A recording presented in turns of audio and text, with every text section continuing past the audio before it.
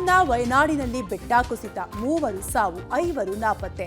ನಾಪತ್ತೆಯಾದವರಿಗೋಸ್ಕರ ಮುಂದುವರೆದ ಕಾರ್ಯಾಚರಣೆ. ನಾಪತ್ತೆಯಾದವರ ಪತ್ತೆ ಅನುಮಾನ. ಹಾಸನ ಜಿಲ್ಲೆಯಲ್ಲಿ ಚುರುಕುಗೊಂಡ ಮಳೆ. ಹೇಮಾವತಿ ಜಲಾಶಯದ ಒಳಹರಿವಿನಲ್ಲಿ ಭಾರೀ ಏರಿಕೆ. ಕೊಡಗು ಜಿಲ್ಲೆ ಭಾಗಮಂಡಲದ ತ್ರಿವೇಣಿ ಸಂಗಮದಲ್ಲಿ ನೀರಿನ ಮಟ್ಟ ಗಣನೀಯ ಏರಿಕೆ. ಮಹಾರಾಷ್ಟ್ರ ಘಟ್ಟ ಪ್ರದೇಶದಲ್ಲಿ ಭಾರೀ ಮಳೆ. ತುಂಬಿ ಹರಿಯುತ್ತಿರುವ ಸಪ್ತ ನದಿಗಳು. ಎಲ್ಲವನ್ನು ನೋಡೋಣ ಇವತ್ತಿನ ಕರ್ನಾಟಕ ಟಾಪ್ 20ಯಲ್ಲಿ. ವಯನಾಡು ಜಿಲ್ಲೆಯ ಮೆಪ್ಪಾಡಿ ಬಳಿ ಸುರಂಗ ರಸ್ತೆ ನಿರ್ಮಾಣ ಕಾಮಗಾರಿ ಮೇಲೆ ಬೆಟ್ಟ ಕುಸಿತದಲ್ಲಿ ತೆರವು ಕಾರ್ಯಾಚರಣೆ ಮುಂದುವರೆದಿದೆ. 3 ಸಾವನ್ನಪ್ಪಿದ್ರೆ 5 ನಾಪತ್ತೆಯಾಗಿದ್ದು, ನಾಪತ್ತೆಯಾದವರು ಕೆಸರು ಮಿಶ್ರಿತ ಮಣ್ಣಿನ ಒಳಗೆ ಹುದುಗಿ ಹೋಗಿರುವ ಶಂಕೆ ವ್ಯಕ್ತವಾಗಿದ್ದು, ಸಂಪೂರ್ಣ ಮಣ್ಣು ತೆರವುಗೊಳಿಸದ ಹೊರತು ನಾಪತ್ತೆಯಾದವರು ಸಿಗೋದು ಅನುಮಾನ ಎನ್ನಲಾಗಿದೆ. 170ಕ್ಕೂ ಹೆಚ್ಚು ಎನ್ಡಿಆರ್ಎಫ್ ಸಿಬ್ಬಂದಿಯಿಂದ ರಕ್ಷಣಾ ಕಾರ್ಯಾಚರಣೆ ಮುಂದುವರೆದಿದೆ. ನಿರಂತರ ಧಾರಾಕಾರ ಮಳೆಯಿಂದಾಗಿ ಕಾರ್ಯಾಚರಣೆ ನಡೆಸಲು ತೊಡಕಾಗಿದೆ. ಈ ಬಗ್ಗೆ ಪ್ರತಿಕ್ರಿಯಿಸಿರುವ ವಯನಾಡು ಡಿಸಿ ಮೇಘಶ್ರೀ, ಘಟನೆಯಲ್ಲಿ 3 ಜನ ಮೃತಪಟ್ಟಿದ್ದಾರೆ, 5 ಜನ ಕಣ್ಮರೆಯಾಗಿದ್ದಾರೆ. ಎಲ್ಲರೂ ಕೂಡ ಸುರಂಗ ಕಾಮಗಾರಿಗೆ ನಿಯೋಜನೆಯಾಗಿದ್ದವರು. ಘಟನೆಯಲ್ಲಿ ಸ್ಥಳೀಯರಿಗೆ ಯಾವ ಅನಾಹುತ ಆಗಿಲ್ಲ. ಒಂದು ಮನೆ, ಒಂದು ಧಾರ್ಮಿಕ ಕೇಂದ್ರಕ್ಕೆ ಹಾನಿಯಾಗಿದೆ. ಮಳೆ ಹಿನ್ನೆಲೆಯಲ್ಲಿ ಜೂನ್ 27ರಂದೇ ಕಾಮಗಾರಿ ನಿಲ್ಲಿಸಲು ಸೂಚಿಸಲಾಗಿತ್ತು. ಕಾಮಗಾರಿ ನಿಂತಿದ್ದ ಕಾರಣ ಹೆಚ್ಚು ಜೀವಹಾನಿ ಆಗಿಲ್ಲ ಅಂತ ಡಿಸಿ ಮಾಹಿತಿ ನೀಡಿದ್ರು. ಇಮಿಡಿಯೇಟ್ ಆಗಿ ರೆಸ್ಕ್ಯೂ ಆಪರೇಷನ್ ಸ್ಟಾರ್ಟ್ ಮಾಡಿದ್ದಾರೆ. So almost 167 person rescue operation ಅಲ್ಲಿ they are actively involve. 27th June ಇಂದ ವರ್ಕ್ ಸ್ಟಾಪ್ ಮಾಡಕ್ಕೆ ಹೇಳಿದ್ವಿ, ಹಾಗಾಗಿ ವರ್ಕ್ ನಡೀತಾ ಇರಲಿಲ್ಲ. ಕೇರಳದ ವಯನಾಡು ಜಿಲ್ಲೆಯ ಮೆಪ್ಪಾಡಿ ಬಳಿ ಸುರಂಗ ರಸ್ತೆ ನಿರ್ಮಾಣ ಕಾಮಗಾರಿ ಮೇಲೆ ಬೆಟ್ಟ ಕುಸಿತವಾಗಿ 3 ಮೃತಪಟ್ಟಿದ್ದಾರೆ, 5 ಕಾರ್ಮಿಕರು ಕಾಣೆಯಾಗಿದ್ದಾರೆ. ರಕ್ಷಣಾ ಕಾರ್ಯಾಚರಣೆ ಬಿರು ಮಳೆಯ ನಡುವೆಯೇ ಭರದಿಂದ ಸಾಗಿದೆ. ಕಾರ್ಯಾಚರಣೆಗೆ ಮಳೆ ದೊಡ್ಡ ಮಟ್ಟದಲ್ಲಿ ಅಡ್ಡಿ ಮಾಡ್ತಾ ಇದೆ. ಈ ಬಗ್ಗೆ ನಮ್ಮ ಪ್ರತಿನಿಧಿ ನೀಡಿರುವ ಪ್ರತ್ಯಕ್ಷ ವರದಿ ಇಲ್ಲಿದೆ. ಕೇರಳದ ವಯನಾಡು ಜಿಲ್ಲೆಯ ಮೆಪ್ಪಾಡಿಯ ಬಳಿಯಲ್ಲಿ 2,000 ಕೋಟಿ ರೂಪಾಯಿ ವೆಚ್ಚದಲ್ಲಿ ನಡೀತಾ ಇದ್ದಂತಹ ಸುರಂಗ ರಸ್ತೆಯ ಕಾಮಗಾರಿಯ ಮೇಲೆ ಬೆಟ್ಟ ಕುಸಿತವಾದಂತಹ ಪರಿಣಾಮವಾಗಿ ಒಟ್ಟು ಈಗ 3 ಮೃತಪಟ್ಟಿದ್ದಾರೆ, 5 ಕಾರ್ಮಿಕರು ನಾಪತ್ತೆಯಾಗಿದ್ದಾರೆ. ಆ ಒಂದು ಸ್ಥಳದಲ್ಲೇ ಈಗ ನಾವಿದ್ದೇವೆ. ನೀವೀಗೇನು ಗಮನಿಸ್ತಾ ಇದ್ದೀರಿ, ಇನ್ನು 5 ಕಾರ್ಮಿಕರು ಮಣ್ಣಿನ ಅಡಿಯಲ್ಲಿ ಸಿಲುಕಿರುವಂತಹ ಸಾಧ್ಯತೆಗಳಿದೆ. ಹೀಗಾಗಿ ಅವರ ರಕ್ಷಣಾ ಕಾರ್ಯಾಚರಣೆ ನಿನ್ನೆ ಇಡೀ ಬೆಳಿಗ್ಗೆಯಿಂದಲೂ ಕೂಡ ಜಿಟಿ ಮಳೆಯ ನಡುವೆ NDRF ತಂಡ ಮತ್ತು ಸ್ಥಳೀಯ ರಕ್ಷಣಾ ಪಡೆಗಳಿಂದ ಈ ಒಂದು ಮಣ್ಣು ತೆಗೆಯುವಂತಹ ಕಾರ್ಯಾಚರಣೆಯನ್ನು ಕೂಡ ಮಾಡಲಾಗ್ತದೆ. ಕೇರಳದ ವಯನಾಡು ಜಿಲ್ಲೆಯ ಮೆಪ್ಪಾಡಿ ಬಳಿ ಬೆಟ್ಟ ಕುಸಿತ ಪರಿಣಾಮ ಕೆಲ ಮನೆಗಳು ಇದರಲ್ಲಿ ಕೊಚ್ಚಿ ಹೋಗಿವೆ.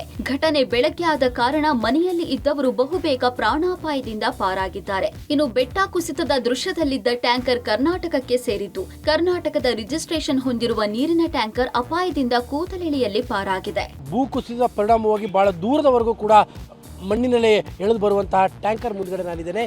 ಇದೇ ನೀರಿನ ಟ್ಯಾಂಕರ್. ಈ ನೀರಿನ ಟ್ಯಾಂಕರ್ ಭೂಕುಸಿತದ ಆಗುವಂಥ ಸಂದರ್ಭದಲ್ಲಿ ಆ ಒಂದು ರಸ್ತೆಯನ್ನೇ ದಾಟ್ತಾ ಇತ್ತು. ಏಕಾಏಕಿಯಾಗಿ ಭೂಕುಸಿತ ಉಂಟಾಗಿ ಒಂದು ರೀತಿಯಾದಂತಹ ಜಲಪ್ರಳಯವಾಗ್ತಾ ಇದ್ದಂತಹ ಸಂದರ್ಭದಲ್ಲೇ ಈ ಒಂದು ಲಾರಿಗೆ ಆ ಒಂದು ಭೂಕುಸಿತದ ಕಲ್ಲು ಮತ್ತು ಮಣ್ಣು ಅಡ್ಡ ಆಗಿದ್ದಾವೆ.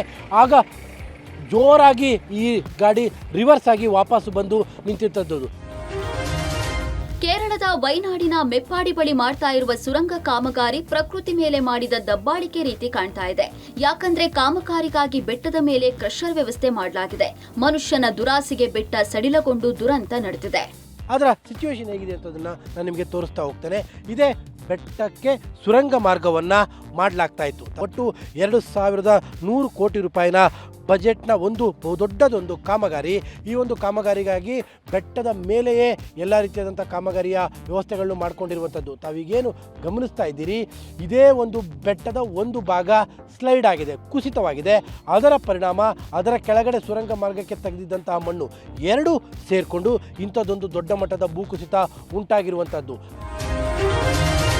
ಹಾಸನ ಜಿಲ್ಲೆಯಲ್ಲಿ ವರುಣನ ಅಬ್ಬರ ಮುಂದುವರೆದಿದ್ದು, ಸಕಲೇಶಪುರ, ಆಲೂರು, ಬೇಲೂರು, ಅರಕಲಗೂಡು ಭಾಗಗಳಲ್ಲಿ ಭಾರೀ ಮಳೆಯಾಗ್ತಾ ಇದೆ. ಜೊತೆಗೆ ಚಿಕ್ಕಮಗಳೂರು ಜಿಲ್ಲೆ ಮೂಡಿಗೆರೆ ಭಾಗದಲ್ಲೂ ಧಾರಾಕಾರವಾಗಿ ಮಳೆ ಸುರಿತಾ ಇರುವ ಹಿನ್ನೆಲೆಯಲ್ಲಿ ಜಿಲ್ಲೆಯ ಜೀವನದಿ ಹೇಮಾವತಿ ಜಲಾಶಯದ ಒಳಹರಿವಿನಲ್ಲಿ ಭಾರೀ ಏರಿಕೆಯಾಗಿದೆ. ಹಾಸನ ತಾಲೂಕಿನ ಗೋರೂರಿನಲ್ಲಿರುವ ಹೇಮಾವತಿ ಜಲಾಶಯಕ್ಕೆ 16,593 ಕ್ಯೂಸೆಕ್ ಒಳಹರಿವು ಇದ್ದು, 300 ಕ್ಯೂಸೆಕ್ ನೀರನ್ನು ಹೊರಬಿಡಲಾಗ್ತಾ ಇದೆ. ಬೇಲೂರು ತಾಲೂಕಿನಲ್ಲಿ ಬಿರುಗಾಳಿ ಸಹಿತ ಭಾರೀ ಮಳೆಯಾಗ್ತಾ ಇದ್ದು ಮುಂಜಾಗೃತೆ ಹಾಗೂ ವಿದ್ಯಾರ್ಥಿಗಳ ಹಿತದೃಷ್ಟಿಯಿಂದ ಅರೇಹಳ್ಳಿ, ಬಿಕ್ಕೋಡು, ಚೀಕನಹಳ್ಳಿ ಹೋಬಳಿಗಳು, ಕಸಬಾ ಎ, ಕಸಬಾ ಬಿ ವಲಯದ ಎಲ್ಲ ಅಂಗನವಾಡಿ, ಪ್ರಾಥಮಿಕ ಹಾಗೂ ಪ್ರೌಢಶಾಲೆಗಳಿಗೆ ಇಂದು ರಜೆ ಘೋಷಿಸಲಾಗಿದೆ. ಸಕಲೇಶಪುರ ತಾಲೂಕಿನ ದೊಡ್ಡ ತಪ್ಪಲು ಬಳಿ ನಿಧಾನವಾಗಿ ಮಣ್ಣು ಕುಸಿತ ಇದ್ದು ಗುಡ್ಡ ಕುಸಿಯುವ ಭೀತಿ ಎದುರಾಗಿದೆ. ಗೇಬ್ರಿಯನ್ ವಾಲ್ ನಿರ್ಮಾಣ ಕಾಮಗಾರಿ ಸ್ಥಗಿತಗೊಳಿಸಲಾಗಿದ್ದು ಮುಂಜಾಗೃತಾ ಕ್ರಮವಾಗಿ 5-6 ಕಿಲೋಮೀಟರ್ ಒಂದು ಭಾಗದ ರಸ್ತೆ ಸಂಚಾರ ಬಂದ್ ಮಾಡಲಾಗಿದೆ. ಇನ್ನು ಶಿರಾಡಿ ಘಾಟ್ ರಸ್ತೆಯಲ್ಲಿ ಪ್ರಯಾಣಿಕರ ಕಣ್ಮನ ಸೆಳೆಯುವ ಕಿರು ಜಲಪಾತಗಳು ಸೃಷ್ಟಿಯಾಗಿದ್ದು ವಾಹನಗಳನ್ನು ನಿಲ್ಲಿಸಿ ಸೆಲ್ಫಿ ಕ್ಲಿಕ್ಕಿಸಿಕೊಂಡು ಪ್ರವಾಸಿಗರು ಸಂತಸ ಪಡುತ್ತಿದ್ದಾರೆ. ಕೊಡಗಿನ ಬ್ರಹ್ಮಗಿರಿ ತಪ್ಪಲಿನಲ್ಲಿ ಎಡಬಿಡದೆ ಸುರಿತಾ ಇರುವ ಧಾರಾಕಾರ ಮಳೆಯ ಪರಿಣಾಮವಾಗಿ ಭಾಗಮಂಡಲದ ತ್ರಿವೇಣಿ ಸಂಗಮದಲ್ಲಿ ನೀರಿನ ಮಟ್ಟ ಗಣನೀಯವಾಗಿ ಏರಿಕೆಯಾಗಿದೆ. ನೀರಿನ ಹರಿವು ಹೆಚ್ಚಿದ ಪರಿಣಾಮ ತ್ರಿವೇಣಿ ಸಂಗಮದ ಉದ್ಯಾನವನ ಸಂಪೂರ್ಣ ಜಲಾವೃತಗೊಂಡಿದ್ದು ಸುತ್ತಮುತ್ತಲಿನ ಕೃಷಿ ಗದ್ದೆಗಳಿಗೂ ನೀರು ನುಗ್ಗಲು ಆರಂಭವಾಗಿದೆ. ಕಾವೇರಿ ನದಿಗೆ ಹೆಚ್ಚಿನ ಪ್ರಮಾಣದಲ್ಲಿ ನೀರು ಸೇರ್ತಾ ಇದ್ದು ಇದೇ ರೀತಿ ಮಳೆ ಮುಂದುವರೆದ್ರೆ ನಾಪೋಕ್ಲು, ಅಯ್ಯಗೆರೆ, ಸಣ್ಣ ಪುಲಿಕೊಟ್ಟು ರಸ್ತೆ ಮೇಲೆಯೂ ನೀರು ಹರಿಯುವ ಸಾಧ್ಯತೆ ಇದೆ. ಜಿಲ್ಲೆಯಲ್ಲಿ ಇಂದು ಆರೆಂಜ್ ಅಲರ್ಟ್ ಘೋಷಣೆಯಾಗಿರುವ ಹಿನ್ನೆಲೆಯಲ್ಲಿ ಇನ್ನಷ್ಟು ಮಳೆಯಾಗುವ ಸಾಧ್ಯತೆ ಇದೆ. ಮುನ್ನೆಚ್ಚರಿಕಾ ಕ್ರಮವಾಗಿ ಜಿಲ್ಲೆಯ ಅಂಗನವಾಡಿ, ಪ್ರಾಥಮಿಕ ಹಾಗೂ ಪ್ರೌಢಶಾಲೆಗಳಿಗೆ ಜಿಲ್ಲಾಡಳಿತ ರಜೆ ಘೋಷಿಸಿದೆ. ಇತ್ತ ಬ್ರಹ್ಮಗಿರಿ ಭಾಗದ ಮಳೆಯ ಪರಿಣಾಮ ಕಾವೇರಿ ನದಿಯ ನೀರಿನ ಮಟ್ಟ ಒಂದೇ ದಿನದಲ್ಲಿ ಸುಮಾರು 4 ಅಡಿಯಷ್ಟು ಏರಿಕೆಯಾಗಿದೆ. ಕುಶಾಲನಗರ ಗಡಿಭಾಗದ ಕೊಪ್ಪ ಸೇತುವೆ ಬಳಿಯೂ ಕಾವೇರಿ ಮೈದುಂಬಿ ಹರಿತಾ ಇದ್ದು ಕೆಲವೇ ದಿನಗಳ ಹಿಂದೆ ಬಂಡೆಗಳು ಕಾಣಿಸ್ತಾ ಇದ್ದ ನದಿ ಈಗ ಸಂಪೂರ್ಣ ಭರ್ತಿಯಾಗಿದೆ. ಅಲ್ಲದೆ ಹಾರಂಗಿ ಜಲಾಶಯಕ್ಕೂ ಸುಮಾರು 2,000 ಕ್ಯೂಸೆಕ್ ಅಧಿಕ ಒಳಹರಿವು ದಾಖಲಾಗಿದ್ದು ಜಿಲ್ಲೆಯಾದ್ಯಂತ ಮಳೆಯಬ್ಬರ ಮುಂದುವರೆದಿದೆ. ಇನ್ನು ಪೊನ್ನಂಪೇಟೆಯಲ್ಲಿ ಮೇಲ್ಭಾಗದಿಂದ ಹರಿದು ಬಂದ ನೀರಿನ ರಭಸಕ್ಕೆ ಐಟಿಐ ಕಾಲೇಜ್ ಹಾಸ್ಟೆಲ್ ನಡುವಿನ ಕಾಂಪೌಂಡ್ ನೆಲಸಮವಾಗಿದೆ. ಸಹ್ಯಾದ್ರಿ ಪರ್ವತ ಪಶ್ಚಿಮ ಘಟ್ಟ ಪ್ರದೇಶದಲ್ಲಿ ರಾತ್ರಿಯಿಡೀ ಭಾರೀ ಮಳೆಯಾಗಿದ್ದು ಗಡಿ ಜಿಲ್ಲೆ ಬೆಳಗಾವಿ ಜಿಲ್ಲೆಯಲ್ಲಿ ಸಪ್ತ ನದಿಗಳು ತುಂಬಿ ಹರಿಯುತ್ತಿವೆ. ಜಿಲ್ಲೆಯ ಕೃಷ್ಣಾ, ಘಟಪ್ರಭಾ, ಮಲಪ್ರಭಾ, ವೇದಗಂಗಾ, ದೂದುಗಂಗಾ, ಮಾರ್ಕಂಡೇಯ, ಹಿರಣ್ಯಕೇಶಿ ನದಿ ದಡದ ಜನರಿಗೆ ರೆಡ್ ಅಲರ್ಟ್ ಘೋಷಿಸಿದ್ದು ಸುರಕ್ಷಿತ ಸ್ಥಳಗಳಿಗೆ ತೆರಳುವಂತೆ ಜಿಲ್ಲಾಡಳಿತ ಸೂಚನೆ ನೀಡಿದೆ. ಇನ್ನು ಜಲಪಾತಗಳಿಗೆ ಜೀವ ಕಳೆ ಬಂದಿದ್ದು ಜಿಲ್ಲೆಯ 9 ಜಲಪಾತಗಳಿಗೆ ಜಿಲ್ಲಾಡಳಿತ ನಿರ್ಬಂಧ ಹೇರಿದೆ. ಇದರಿಂದ ಮಹಾರಾಷ್ಟ್ರದ ಜಲಪಾತಗಳಿಗೆ ಪ್ರವಾಸಿಗರು ಲಗ್ಗೆ ಇಟ್ಟಿದ್ದು ಫಾಲ್ಸ್ನ ಕೆಳಭಾಗಕ್ಕೆ ಹೋಗಿ ಪ್ರವಾಸಿಗರು ಹುಚ್ಚಾಟ ಮೆರೆದಿದ್ದಾರೆ. ಭಾರೀ ಮಳೆ ಗಾಳಿಯಿಂದ ಜಿಲ್ಲೆಯ ಹಲವೆಡೆ ದೊಡ್ಡ ಗಾತ್ರದ ಮರಗಳು ಧರೆಗುರುಳುತ್ತಾ ಇವೆ. ಕರ್ನಾಟಕಕ್ಕೆ ಹೊಂದಿಕೊಂಡಿರುವ ಅಂಬೋಲಿ ಫಾಲ್ಸ್ ಬಳಿ ಬೃಹತ್ ಗುಡ್ಡ ಕುಸಿದಿದ್ದು ಗುಡ್ಡದ ಮೇಲಿಂದ ಬೃಹತ್ ಬಂಡೆಗಳು ರಸ್ತೆ ಮೇಲೆ ಉರುಳಿ ಬಿದ್ದಿದ್ದು ಮಧ್ಯರಾತ್ರಿ ಕೆಲ ಹೊತ್ತು ಬೆಳಗಾವಿ, ಸಿಂಧದುರ್ಗ ಸಂಚಾರ ತಾತ್ಕಾಲಿಕ ಸ್ಥಗಿತಗೊಂಡಿತ್ತು. ಅಂಬೋಲಿ ಫಾಲ್ಸ್ ಕರ್ನಾಟಕ, ಮಹಾರಾಷ್ಟ್ರ, ಗೋವಾ ಪ್ರವಾಸಿಗರ ನೆಚ್ಚಿನ ತಾಣ ಆಗಿದ್ದು ಒಂದು ಮಾರ್ಗದಲ್ಲಿ ಮಾತ್ರ ಸಂಚಾರಕ್ಕೆ ಪೊಲೀಸರು ಅವಕಾಶ ಮಾಡಿಕೊಟ್ಟಿದ್ದಾರೆ. ಇನ್ನು ಮಳೆಯಿಂದಾಗಿ ಖಾನಾಪುರ ತಾಲೂಕಿನ ಕಣ್ಣಕುಂಬಿ ಗ್ರಾಮದಲ್ಲಿ 15 ದಿನಗಳಿಂದ ವಿದ್ಯುತ್ ಪೂರೈಕೆಯಲ್ಲಿ ಸಮಸ್ಯೆಯಾಗಿದ್ದು ಗ್ರಾಮಸ್ಥರು ಹೆಸ್ಕಾಂ ಅಧಿಕಾರಿಯನ್ನ ತರಾಟೆಗೆ ತೆಗೆದುಕೊಂಡರು. ಕಳೆದ 4-5 ದಿನಗಳಿಂದ ಕಾಫಿನಾಡ, ಮಲೆನಾಡು ಭಾಗದಲ್ಲಿ ಸುರಿಯುತ್ತಿರುವ ಧಾರಾಕಾರ ಮಳೆಯಿಂದಾಗಿ ಜಿಲ್ಲೆಯ ಜಲಪಾತಗಳಿಗೆ ಜೀವ ಕಳೆ ಬಂದಿದೆ. ಮೂಡಿಗೆರೆ ತಾಲೂಕಿನ ಚಾರ್ಮಡಿ ಘಾಟ್ ಮಾರ್ಗದಲ್ಲಿ 16 ಜಲಪಾತಗಳಿದ್ದು 100 ಅಡಿ ಎತ್ತರದ ಬಂಡೆ ಮೇಲಿಂದ ಧುಮ್ಮಿಕ್ಕುತ್ತಿರುವ ಜಲವೈಭವ ನೋಡುಗರ ಕಣ್ಣನ್ನ ಕೊರೈಸುತ್ತಿದೆ. ಕಳೆದ 1 ವಾರದ ಹಿಂದೆ ಮಳೆ ಇಲ್ಲದೆ ಬಣಗುಡುತ್ತಿದ್ದ ಜಲಪಾತಗಳು ಇಂದು ಹೊಸ ಲೋಕವನ್ನ ಸೃಷ್ಟಿಸಿವೆ. 22 ಕಿಲೋಮೀಟರ್ ವ್ಯಾಪ್ತಿಯ ಚಾರ್ಮಡಿಯಲ್ಲಿ ಮಳೆಗಾಲದಲ್ಲಿ 16 ಜಲಪಾತಗಳು ಜನ್ಮ ತಾಳೆ ಹೊಸ ಲೋಕವನ್ನೇ ಸೃಷ್ಟಿಸಿವೆ.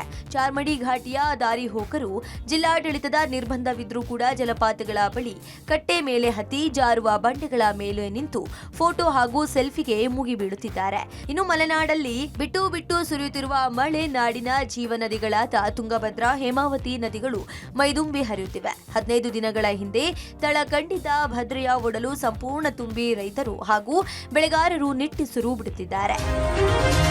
ಮಲೆನಾಡು ಭಾಗದಲ್ಲಿ ನಿರಂತರವಾಗಿ ಸುರಿಯುತ್ತಿರುವ ಮಳೆಯಿಂದಾಗಿ ತುಂಗಾ ನದಿಯಿಂದ 45,000 ಕ್ಯೂಸೆಕ್ಸ್ ನೀರನ್ನ ಹೊರಬಿಡಲಾಗಿದ್ದು ದಾವಣಗೆರೆ ಮೂಲಕ ಹಾದು ಹೋಗುವ ತುಂಗಭದ್ರಾ ನದಿ ಮೈದುಂಬಿ ಹರಿಯುತ್ತಿದೆ. ಅದರಲ್ಲೂ ದಾವಣಗೆರೆ ಜಿಲ್ಲೆಯ ಹರಿಹರ ತಾಲೂಕಿನ ಪುಣ್ಯಕ್ಷೇತ್ರ ಉಕ್ಕಡಗಾತ್ರಿ ಅಜ್ಜಯ್ಯನ ದೇವಸ್ಥಾನದ ಸ್ನಾನಘಟ್ಟ ಮುಳುಗಡೆಯಾಗಿ 20ಕ್ಕೂ ಹೆಚ್ಚು ಅಂಗಡಿ ಮುಂಗಟ್ಟುಗಳು ಜಲಾವೃತವಾಗಿವೆ. ನದಿಯ ದಡದಲ್ಲಿರುವ ದೇವಸ್ಥಾನವಾಗಿರುವುದರಿಂದ ತುಂಗಭದ್ರಾ ನದಿಯಲ್ಲಿ ನೀರಿನ ಮಟ್ಟ ಹೆಚ್ಚಾದ್ರೆ ದೇವಸ್ಥಾನದ ಮುಂಭಾಗಕ್ಕೆ ನೀರು ಹರಿದು ಬರುತ್ತದೆ. ಅಲ್ಲದೆ ಅಜ್ಜಯ್ಯನ ದರ್ಶನ ಪಡೆಯಲು ರಾಜ್ಯದ ವಿವಿಧ ಜಿಲ್ಲೆಗಳಿಂದ ಭಕ್ತರು ಆಗಮಿಸುತ್ತಿದ್ದಾರೆ. ಅದರಲ್ಲೂ ನದಿಯಲ್ಲಿ ಸ್ನಾನ ಮಾಡಿ ದರ್ಶನ ಪಡೆದರೆ ಒಳ್ಳೆಯದಾಗುತ್ತದೆ ಎನ್ನುವ ನಂಬಿಕೆ ಇದ್ದು ತುಂಗಭದ್ರಾ ನದಿಯಲ್ಲಿ ನೀರಿನ ಮಟ್ಟ ಹೆಚ್ಚಿರುವ ಕಾರಣ ನದಿಗೆ ಹೋಗುವ ದಾರಿಯಲ್ಲಿ ಬ್ಯಾರಿಕೇಡ್ ಅಳವಡಿಕೆ ಮಾಡಿ ಮುನ್ನೆಚ್ಚರಿಕೆ ವಹಿಸಲಾಗಿದೆ. ಅಲ್ಲದೆ ನದಿ ಪಾತ್ರಕ್ಕೆ ಹೋಗಬೇಡಿ, ಹೋದ್ರೂ ಎಚ್ಚರದಿಂದ ಇರಿ ಎನ್ನುವ ಮಾಹಿತಿಯನ್ನ ನೀಡುತ್ತಿದ್ದು ಎಚ್ಚರಿಕೆ ವಹಿಸಲಾಗಿದೆ.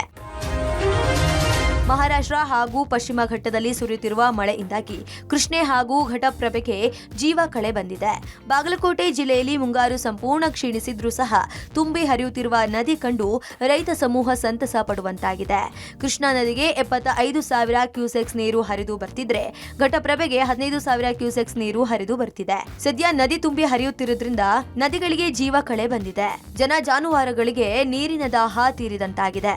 ಸದ್ಯಕ್ಕೆ ಪ್ರವಾಹ ಆತಂಕ ಇಲ್ಲವಾದರೂ ಸಹ ಮಹಾರಾಷ್ಟ್ರ ಭಾಗದಲ್ಲಿ ಹೆಚ್ಚಿನ ಮಳೆ ಸುರಿದು ಕೃಷ್ಣೆ ಹಾಗೂ ಘಟಪ್ರಭೆಗೆ ಹೆಚ್ಚಿನ ಪ್ರಮಾಣದಲ್ಲಿ ನೀರು ಹರಿದು ಬಂದ್ರೆ ಘಟಪ್ರಭಾ ಹಾಗೂ ಕೃಷ್ಣಾ ದಡದಲ್ಲಿ ಪ್ರವಾಹ ಆತಂಕ ಸೃಷ್ಟಿಯಾಗೋ ಸಾಧ್ಯತೆ ಇದೆ.